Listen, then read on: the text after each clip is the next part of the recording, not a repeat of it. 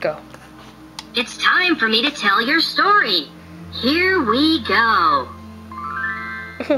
There are a lot of orgasm activities to do around blowjob day, but for ginger bush, the most rough and dirty, thing to do is fuck with the turkey baster, oh boy does ginger bush, love to, fuck with the turkey baster, because when you fuck with the turkey baster, you get together with all your vibrators and dildos, grab the closest come, and then fuck with the turkey baster, all through your neighborhood.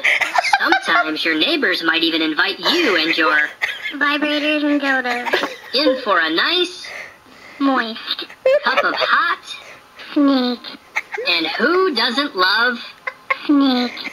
yummy? The end.